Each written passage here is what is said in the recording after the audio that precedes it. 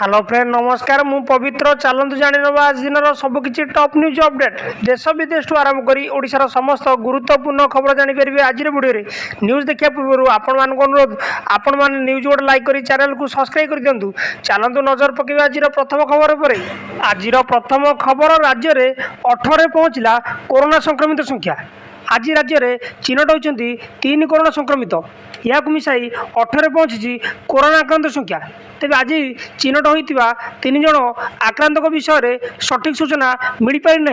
गत सप्ताह twin city 15 जन कोरोना आक्रांत चिन्हट हो सारी एम कटक 2 जन संक्रमित रही। प्रथम आक्रांत होम क्वारंटाइन रही बेले द्वितीय आक्रांत हॉस्पिटल चिकित्सा होती सूचना मिली। परवर्ती खबर मोहन चिंता बढ़ेलाणी वर्षा बन्या बात्या सजाग रहा एपट निर्देश। मुख्यमंत्री चिंता बढ़ेलाणी वर्षा आषाढ़ मास नणु वर्षा पानी उबुटुब होची राजधानी भुवनेश्वर। ए सप्ताह वर्षार भासुची गाड़ी मोटर एने चिंता प्रकट कर मुख्यमंत्री मोहन माझी। भुवनेश्वर ड्रेन नहीं मुख्यमंत्री चिंता प्रकाश कर दिगरे गुरुत्व आवार अच्छी कहले मुख्यमंत्री। यह बन्या बात्या मुकाबला एबेठू प्रस्तुति आरंभ करने को सीएम निर्देश देते सूचना मिली। परवर्ती खबर आसंता 6 चेनाब सेतु उद्घाटन करेंगे प्रधानमंत्री मोदी। जम्मू काश्मीर चेनाब नदी पर निर्मित विश्वर सर्वोच्च रेल सेतु को प्रधानमंत्री नरेंद्र मोदी आसंता 6 तारिख में उद्घाटन करेंगे। ए संपर्क में केंद्र मंत्री जितेंद्र सिंह मंगलवार सूचना देते। यांत्रिक कला निपुणर यह बड़ निदर्शन होता बेले काश्मीर उपत्यकार आर्थिक विकास अग्रणी भूमिका निर्वाह करेंगे सूचना मिली। परवर्ती खबर 6 तारिख में नियुक्ति पत्र बांटे मुख्यमंत्री। आसंता 6 तारिख में नियुक्ति पत्र बांटे मुख्यमंत्री मोहन माझी। रेल ऑडिटोरियम रे नियुक्ति मेला हम अनेक आशायी शिक्षक चाकरी पाइबा नहीं सूचना रही। सूचना अनुसार गणशिक्षा विभाग में 826 पीजीटी शिक्षक नियुक्ति पाइबे। सेहीपरि 81 जन पॉलिटेक्निक शिक्षकों को चाकरी दिज्व।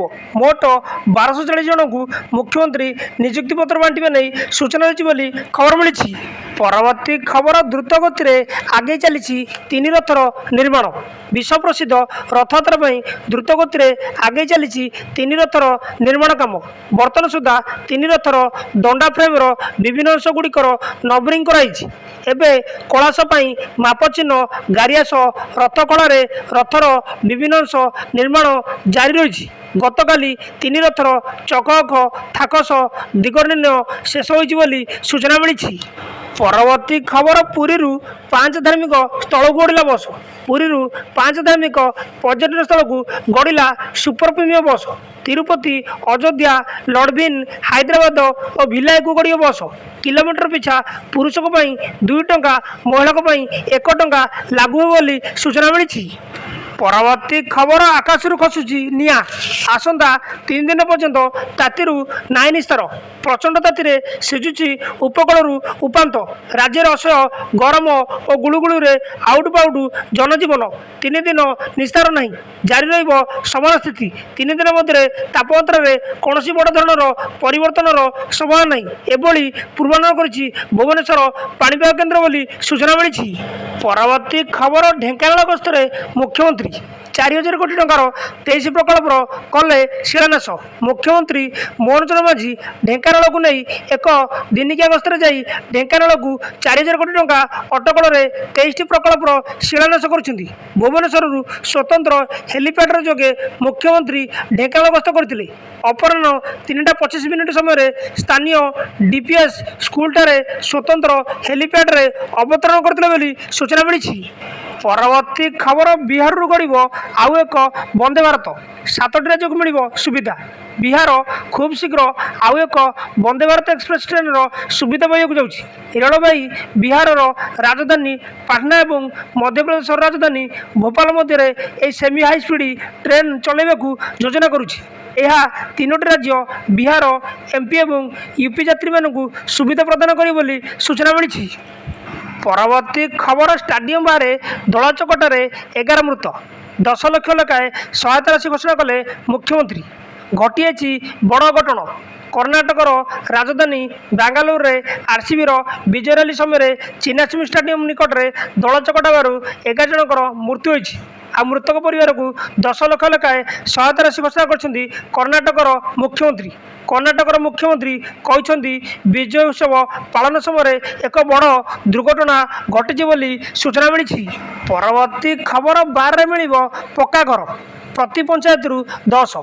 ଆସନ୍ତା 12ରେ ମୋହନ ସରକାରଙ୍କ ବର୍ଷପୂର୍ତ୍ତି। ଏହି ଉତ୍ସବକୁ ଭବ୍ୟ କରିବା ପାଇଁ ପ୍ରଶାସନିକ ସ୍ତରରେ ଜୋରଦାର ପ୍ରସ୍ତୁତି ଚାଲିଛି। ପଞ୍ଚାୟତରାଜ ମନ୍ତ୍ରୀ ରବି ନାରାୟଣ ନାୟକ ଏ ବର୍ଷ ପୂର୍ତ୍ତିକୁ ଆଖି ଆଗରେ ରଖି ବଡ଼ ସୂଚନା ଦେଇଛନ୍ତି। ଆସନ୍ତା 12ରେ ଅନ୍ତର୍ଦୟ ଗୃହ ଯୋଜନାରେ କାର୍ଯ୍ୟଦେଶ ବଣ୍ଟନ କରାଯିବ।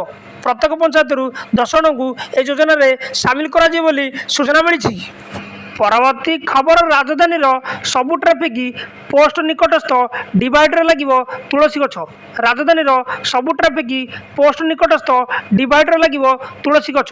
ଏଭଳି ସୂଚନା ଦେଇଛନ୍ତି ଗୃହ ଓ ନଗର ଉନ୍ନୟନ ମନ୍ତ୍ରୀ କୃଷ୍ଣଚନ୍ଦ୍ର ମହାପାତ୍ର। ସେ କହିଛନ୍ତି ଯେ ବର୍ତ୍ତମାନ ସମୟରେ ଅମ୍ଳଜାନ କମିଯାଇଛି। ତୁଳସୀ ଗଛ ଅମ୍ଳଜାନ ଦେଉଥିବାରୁ ଏହାକୁ ଯେତେ ଅଧିକରୁ ଅଧିକ ଟ୍ରାଫିକ୍ ପୋଷ୍ଟ ନିକଟସ୍ଥ ଡିଭାଇଡରରେ ଲଗାଯିବ। ମନ୍ତ୍ରୀ କହିଛନ୍ତି ସରକାରଙ୍କ ବର୍ଷ ପୂର୍ତ୍ତି ଅବସରରେ ଗୋଟିଏ ସମୟରେ ହଜାର ହଜାର ଗଛ ଲଗାଇବାର ପରିକଳ୍ପନା କରାଯାଇଛି ବୋଲି ସୂଚନା ମିଳିଛି। ପରବର୍ତ୍ତୀ ଖବର ଉତ୍ତର ସିକିମରେ ଭୟଙ୍କର ଭୂସ୍ଖଳନ। ଫସି ରହିଛନ୍ତି ଶତାଧିକ ପର୍ଯ୍ୟଟକ। ଉଦ୍ଧାର କାର୍ଯ୍ୟ ଜାରି। ଉତ୍ତର ସିକିମରେ ହୋଇଥିବା ବଡ଼ ଭୂସ୍ଖଳନ ଯୋଗୁଁ ବ୍ୟାପକ କ୍ଷୟକ୍ଷତି ହୋଇଛି। ଖରାପ ପାଗ ଦୁର୍ଗମ ପାହାଡ଼ିଆ ରାସ୍ତା ପରିସ୍ଥିତିକୁ ଅତି ଜଟିଳ କରିଦେଇଛି।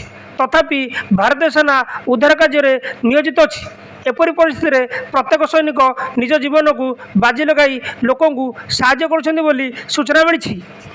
ପରବର୍ତ୍ତୀ ଖବର ପିଏମ୍ କିଷାନ ଯୋଜନା ଶୀଘ୍ର ଆସିବ 20ତମ କିସ୍ତି।